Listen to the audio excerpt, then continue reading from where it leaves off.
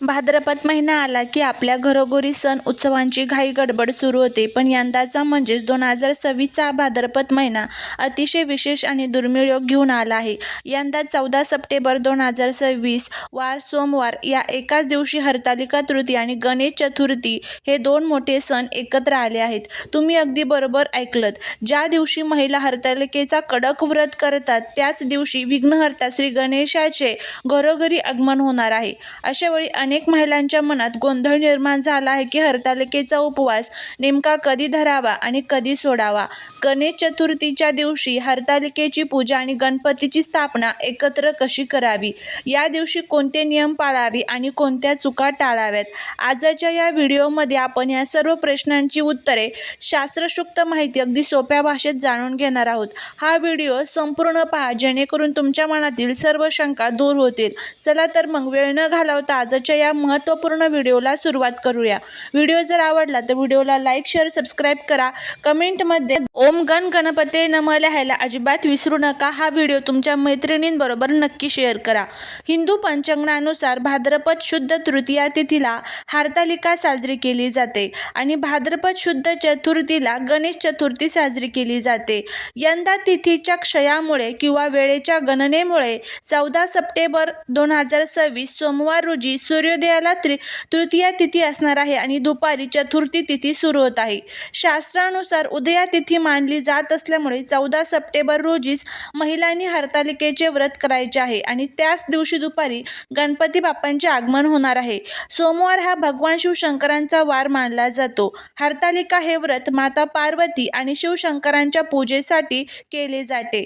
त्यामुळे सोमवारीच हरतालिका येणे हा अतिशय शुभ आणि फलदायी योग मानला जातो. या दिवशी तुम्ही शिव, पार्वती आणि गणेशजींची एकत्रित पूजा करून अफाट पुण्य प्राप्त करू शकता. आता वळूया सर्वात महत्त्वाच्या मुद्द्याकडे. उपवास कधी धरावा आणि कधी सोडावा. उपवास कधी धरावा तर उपवास हा दिनांक 14 सप्टेंबर 2026 वार सोमवार या दिवशी करायचा आहे. याची सुरुवात ही 14 सप्टेंबर रोजी पहाटे सूर्योदयापूर्वी उठून स्नान करून आपली रोजचे कामं करून उपवासाचा संकल्प करावा.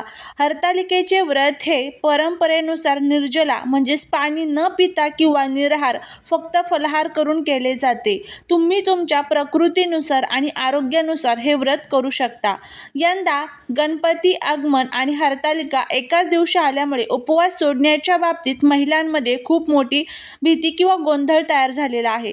पण घाबरण्याचे अजिबात कारण नाही, कारण हरतालिकेचा उपवास दुसऱ्या दिवशी म्हणजेच 15 सप्टेंबर 2026 वार मंगळवार रोजी सकाळी सूर्योदयानंतर सोडला जातो.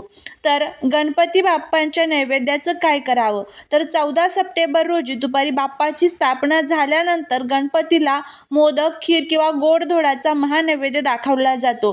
पण ज्या महिलांनी हरतालिकेचा कडक उपवास धरला आहे त्यांनी तो नैवेद्य 15 सप्टेंबरच्या सकाळी पारण केल्यानंतरच ग्रहण करावा. म्हणजेच काय तर तुम्हाला उपवास जो आहे तर तो 14 सप्टेंबरला सकाळी आणि संध्याकाळी धरायचा आहे आणि उपवास जो सोडायचा आहे तो तुम्हाला तर तो 15 सप्टेंबरला सकाळी उपवास सोडायचा आहे. जर एखाद्या महिलेला तब्येतीच्या कारणांमुळे उपवास करणे शक्य नसेल तर त्यांनी 14 सप्टेंबर रोजी संध्याकाळी हरतालिका पूजेनंतर आणि आरतीनंतर फलाहार करून सात्विक आहार घेऊन उपवास सोडला तरी चालतो. घरातील पुरुष आणि मुले गणपतींचा प्रसाद 14 सप्टेंबर रोजी नेहमीप्रमाणे खाऊ शकतात. फक्त उपवास करणाऱ्या महिलांनी आपल्या व्रताचे नियम पाळावे. आता आपण पाहूया की एकाच दिवशी या दोन्ही पूजा कशा आयोजित करायच्या. तर हरतालिकेची पूजा ही सकाळी करायची. यासाठी सकाळी लवकर उठून घर स्वच्छ करा आणि स्वतः स्नान करा. वाळू किंवा माती आणून शिव, पार्वती, सखी आणि त्यांच्या मूर्ती किंवा पिंडी तयार करा. एका पाटावर रांगोळी काढून त्यावर कापड अंथरा आणि या मूर्तींची स्थापना करा. शिव पार्वतीला बेलपत्र, पांढरी फुले, वस्त्रांची माळ आणि 16 शृंगाराचे साहित्य अर्पण करा. हरतालिकेची कथा वाचा आणि ऐका आणि आरती करा. श्री गणेशाच्या मूर्तीची स्थापना ही दुपारी आपल्याला करायची आहे. दुपारी 12च्या सुमारास शुभ मुहूर्तावर श्री गणेशाच्या मूर्तीचे घरोघरी आगमन करता येणार आहे.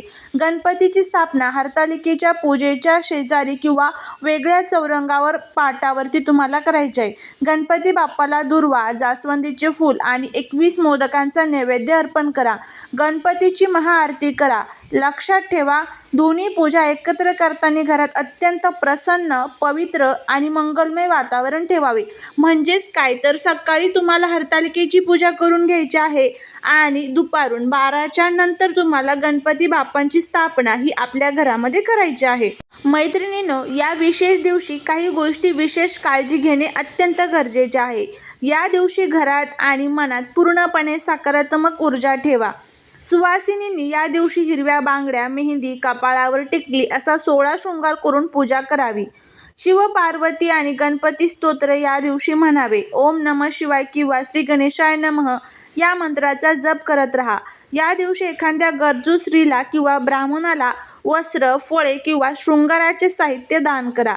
या दिवशी तुम्हाला काय टाळायचं आहे तर या दिवशी तुम्हाला उपवास असलेल्या महिलांनी स्वतःसाठी उपवासाचे पदार्थ करताना अन्नाचा अपमान होणार नाही याची काळजी घ्यावी. या पवित्र दिवशी घरात कोणत्याही प्रकारचे भांडण, कटकट किंवा राग दोष करू नये. हरतालिकेच्या दिवशी आणि रात्री शक्यतो झोपणे टाळावे. रात्री जागरण करून शिव पार्वतीचे भजन कीर्तन करावे. घरात गणेश आगमन झाल्याने पूर्णपणे सात्विक वातावरण असावे. कांदा, लसूण किंवा तामसिक अन्न घरात बनवू नये. अशा पद्धतीने आपल्याला या सर्व गोष्टी ज्या आहेत तर त्या या दिवशी पाळायच्या आहेत. आता हरतालिका हे व्रत का केलं जातं आणि त्याला हरतालिका हे नाव कसं पडलं याची अतिशय पौराणिक आणि सुंदर कथा आपल्या शास्त्रात सांगितलं आहे. हरतालिका शब्दाचा अर्थ म्हणजे हरत म्हणजेच अपहरण करणे आणि आलिका म्हणजे सखी. माता पार्वतीने शिवशंकरांना पती स्वरूपात मिळवण्यासाठी कडक तपश्चर्या केली होती, पण तिचे वडील पर्वतराज हिमालय तिचे लग्न भगवान विष्णूंसोबत लावून देऊ इच्छित होते. ही गोष्ट जेव्हा पार्वतीच्या मैत्रिणींना समजली तेव्हा तिने पार्वतीला घनदाट जंगलात नेऊन लपवून ठेवले, म्हणजेच तिचे अपहरण केले. म्हणूनच या व्रताला हरतालिका म्हटले जाते. जंगलात गेल्यानंतर माता पार्वतीने अन्न आणि पाण्याचा त्याग करून वाळूचे शिवलिंग तयार केले आणि अहोरात्र शिवशंकराची पूजा केली. त्यांची निवांत आणि निस्सीम भक्ती पाहून भगवान शिव प्रसन्न झाले आणि त्यांनी पार्वतीचा पत्नी म्हणून स्वीकार केला. या कथेवरूनच आपल्याला समजते की हे व्रत फक्त नवस किंवा उपवास म्हणून आपल्या इच्छित मनोकामना पूर्ण करण्यासाठी केलेले निस्सीम भक्ती आहे. विश्वासिनीने आपल्या पतीच्या दीर्घायुष्यासाठी आणि कुमारिकी मुलींनी चांगला वर मिळावा म्हणून हे व्रत करत असतात. हरतालिकेच्या पूजेसाठी आपल्याला काय काय साहित्य लागतं, ज्यामध्ये तुम्हाला माती लागते आणि किंवा वाळू लागते, त्याचबरोबर बेलपत्र लागतात, धोत्रा, त्याचबरोबर आघाडा, कणे, रुईची पानं असे 5 प्रकारच्या झाडांची पानं आपल्याला लागतात. शृंगाराचं साहित्य लागतं, ज्यामध्ये बांगड्या, कंगा, आरसा, काजळ, मेहंदी, हळदी कुंकू, लाल चुंदरी आणि वस्त्र, दूध, दही, तूप, मध, साखर टाकून पंचामृत, फळे, खारीक, बदाम आणि घरात बनवलेले सात्विक पदार्थ आणि गणेशाच्या पूजेसाठी लागणारं साहित्य, ज्यामध्ये गणेशाची सुंदर मातीची मूर्ती, 21 दुर्वांच्या जुड्या आणि जास्वंदीचे ताजे लाल फूल, 21 मोदक, अक्षदा, गुलाल, सिंदूर आणि अगरबत्ती. अनेक महिलांच्या मनात याबद्दल शंका असतात की आपल्याला गर्भवती किंवा आजारी महिलांसाठी या दिवशी काय नियम आहे. तर शास्त्रानुसार शरीराला त्रास देऊन व्रत करणे योग्य मानले जात नाही. जर तुम्ही गर्भवती असाल किंवा आरोग्याच्या समस्या असतील तर तुम्ही निर्जला उपवास अजिबात करू नका. तुम्ही दूध, फळे किंवा उपवासाचे सात्विक पदार्थ खाऊन हे व्रत करू शकता. मासिक धर्म आल्यास काय करावे. 14 सप्टेंबर रोजी एखाद्या महिलेला मासिक धर्म आला तर त्यांनी हरतालिकेचे व्रत मनापासून पाळावे. मात्र त्यांनी स्वतः मूर्तीला स्पर्श करू नये किंवा पूजा करू नये. घरातील इतर कोणत्याही महिलेकडून किंवा पतीकडून पूजा करून घ्यावी आणि लांबूनच कथा ऐकावी. चला तर महिलांनो, विचारलेल्या काही अत्यंत महत्त्वाच्या प्रश्नांची उत्तरे आपण जाणून घेऊया. हरतालिकेच्या मातीची मूर्तीचे विसर्जन कधी करावे. तर हे विसर्जन तुम्हाला 15 सप्टेंबर रोजी सकाळी पूजाचं पारण केल्यानंतर करायचं आहे. तुमच्याकडे गणपती बाप्पा 1 किंवा 2 दिवसाचे असतील तर गणपती सोबतच किंवा स्वतंत्रपणे तुम्ही विसर्जन करू शकता. आणि हरतालिकेचा उपवास असणाऱ्या महिलांनी प्रसाद खावा का गणपती बाप्पांचा? तर अजिबात नाही आहे. तुम्हाला उपवास आहे त्यामुळे तुम्हाला हा प्रसाद खाता येणार नाही आहे. अशा पद्धतीने हे संपूर्ण आपण माहिती जी आहे तर ती बघितलेली आहे. जर तुम्हाला हा व्हिडिओ आवडला तर लाईक, शेअर आणि सबस्क्राईब करा. आणि अशाच नवीन छान माहितीपूर्ण व्हिडिओसाठी चॅनलला शेअर करा, सबस्क्राईब करा. भेटूया पुढच्या एका छानशा नवीन व्हिडिओत एका नवीन माहितीसोबत. तोपर्यंत सर्वांना श्री स्वामी समर्थ.